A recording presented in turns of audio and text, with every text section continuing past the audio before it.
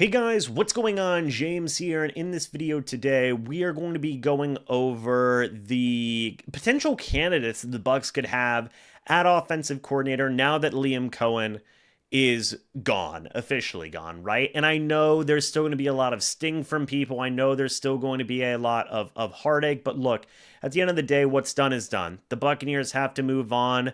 Everybody's got to move on, right? And you have to ask the question, what do the Bucs do from here? Right? Who are the next batch of candidates going to be?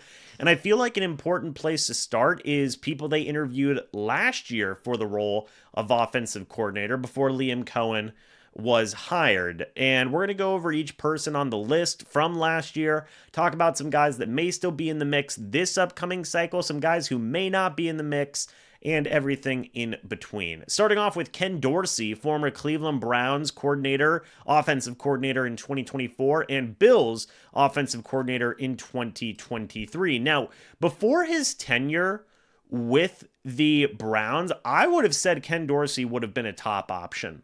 Right? The Bills scored 28.4 points per game in 2022. That was second in the NFL. They were seventh in passing yards in that season, second in passing touchdowns. They were seventh in rushing yards during that season, 15th in rushing touchdowns. Very, very great numbers, very comparable to what the Buccaneers did this past season under Liam Cohen at 29.5. The next season, things did dip a little bit to 26.5 points per game. Now, Dorsey would eventually be fired and Joe Brady would take over as offensive coordinator for the Bills during this time. So take it with a bit of a grain of salt. But, you know,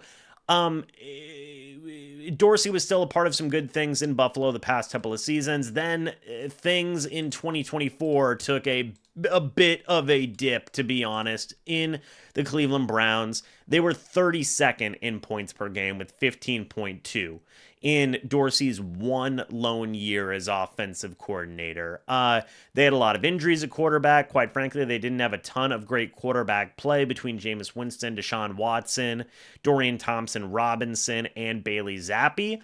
It wasn't necessarily the most studded thing. Nick Chubb didn't play for pretty much the entire season. Jerry Jeudy was really their only receiver worth anything. A little bit of David Njoku maybe in there as well. So Cleveland's offense didn't necessarily have the best firepower in the world to work with. So I don't know, man. I don't necessarily know about Dorsey. Maybe he'll get an interview. Maybe he won't.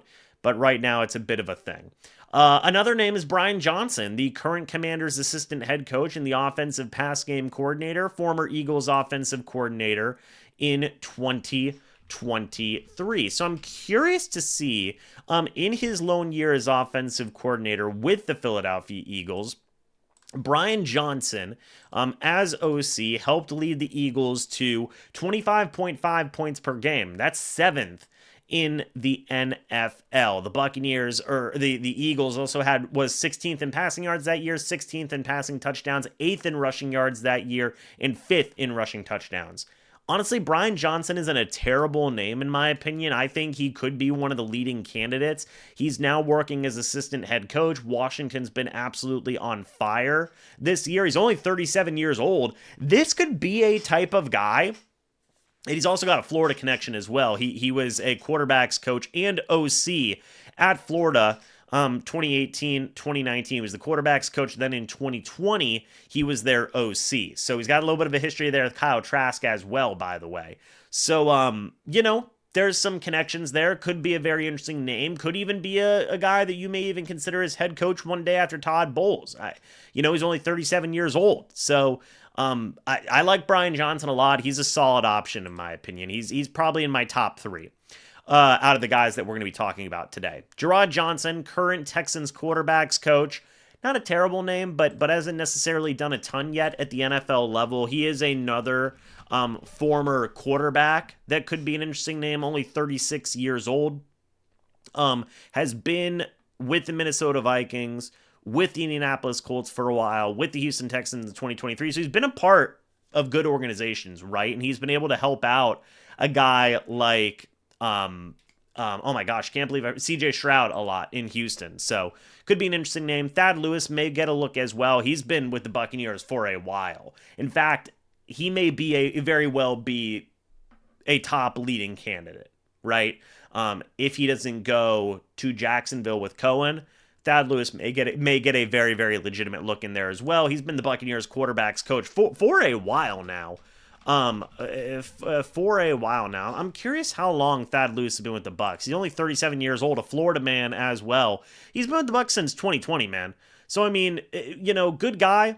Very good guy. I believe he was a quarterback multiple years with a litany of teams. He's also had some work as an assistant wide receivers coach as well. So he's coached both receivers and quarterbacks.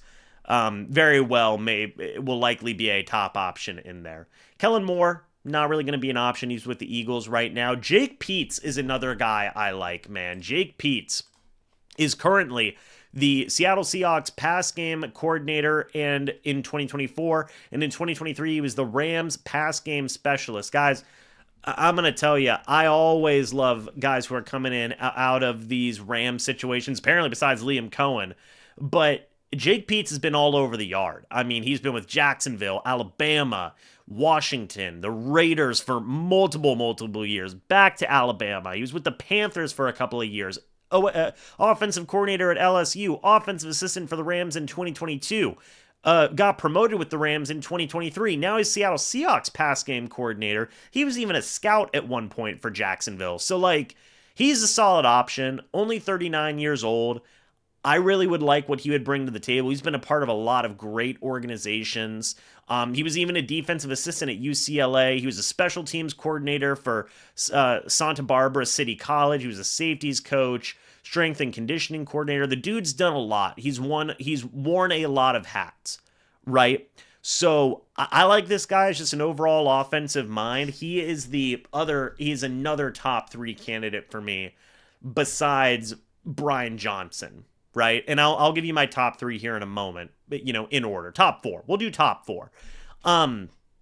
You then have got Antoine Randall L., current Lions wide receiver coach. I mean, hey, Lions wide receivers have been cooking. Antoine Randall L. actually used to be on the Tampa Bay Buccaneers coaching staff with Bruce Arians, whenever Bruce Arians was the head coach over here. He was the Bucs offensive assistant from 2019 to 2020, then got the job with Jacksonville as their wide receivers coach. So could be an option. We'll have to wait and see on that.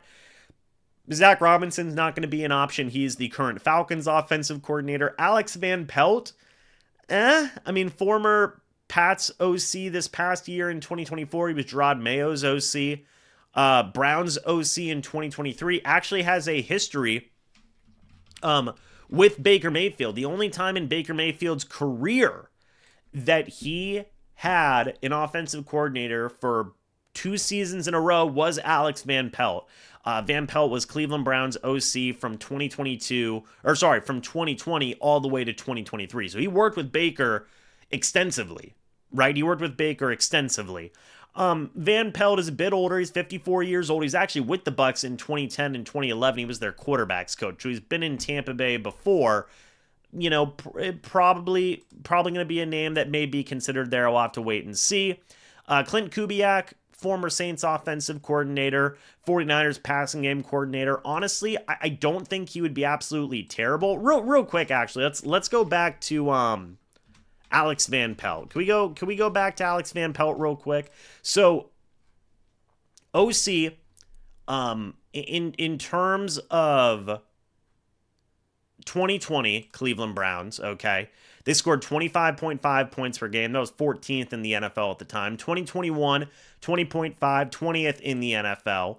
21.2 in 2022, that was 18th in the NFL. 23.3 in 2023, that was 10th in the NFL. So it's been a bit of a mixed bag. They've always had at least a top 15, in some cases top 6, like for example 6th in rushing yards, 6th in rushing touchdowns in 2022 for them, 4th in rushing yards, 7th in rushing touchdowns in 2021, 3rd in rushing yards, 5th in rushing touchdowns in 2020. So you know that at least with Alex Van Pelt, They can certainly do good at running the football. That may make him an attractive option for the Bucs and specifically Todd Bowles, but we'll see. But anyway, back to Klint Kubiak. Okay, back to Klint Kubiak, a guy who's done a lot of stuff in the NFL. Okay, he got in very early into the coaching process. I mean, he's only 37 years old. My man's been a coach since 2010. Right, so my dude is coached at Texas A&M for a long time. He was with the Vikings. He was with the Broncos. He was the Vikings quarterbacks coach from 2019 to 2020. He was the Vikings OC in 2021. The Broncos passing game coordinator and quarterbacks coach in 2022. 49ers pass game coordinator in 2023. And then in 2024, he was the Saints offensive coordinator. So, like, he's been all over the place, man. I like Klint Kubiak. I do. I know some people may be sour on him a little bit based on how this past season went with the Saints. Whenever we take a look at it, the Saints only scored 19.9 points per game. That was 24th in the NFL. In passing yards, they were 23rd. Passing touchdowns, 20th. Rushing yards, 14th. Rushing touchdowns, 15th. But to be frank, the Saints dealt with a lot of injuries this year. They were not the best team in the world. They were 5-12. I feel like if you do give Kubiak more talent, I believe he could have had more success there. Might be an option. We'll see. Not one of my top. He's up there. I guess I'll do top 5, whatever. John Van Dam, the current Buccaneers tight ends coach. It's fine. You know, it's fine guy. And then finally, Tanner Engstrand, the current Lions passing game coordinator. Tanner Engstrand was another name that I actually fell in love with a little bit later in the process last year. He's only 42 years old. He has been with Detroit for a while. He's been getting promotion after promotion. He's been with Detroit since 2020. He actually started as an offensive assistant with Detroit, got promoted to offensive quality control coach in 2021, got promoted again to tight ends coach and passing game coordinator. Then from 2023 to the current day was just the passing game coordinator. So I like Tanner Engstrand a lot. He is definitely a very interesting name for me. He is. He is personally one of my top options. You just see a lot of the different types of hats he's had to wear. He was a running backs coach at San Diego. He's been an OC at the college level before at San Diego. He was an OC for the DC Defenders with the XFL back in 2020. So he has some level of semi-professional OC experience and only 42 years old. For me, out of all these names, right, I think number 1 for me is going to be Jake Peetz, okay? Number 2, I believe I'm going to say Brian Johnson. Number 3, I'm probably going to say Tanner Engstrand. Seems like a dog, you know?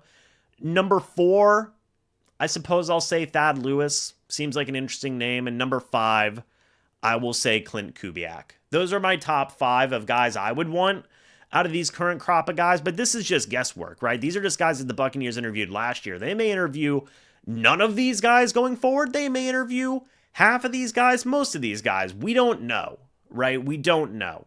But you know, the process is probably going to get started right away. We're just going to have to wait and see. And what do you guys think? Who do you want to see? Do you want to see any of these people out of the names that I mentioned as the Bucs' next OC? Do you want to see none of them? What are some names that come to your guys' mind? Let me know your thoughts and opinions down in the comment section below. I'd love to hear it. Thank you guys so much for watching this video. Hope y'all enjoyed. And as always, guys, I'll see you all in the next video or the next live stream. But until then, and as always, guys, goodbye for now and go Bucs.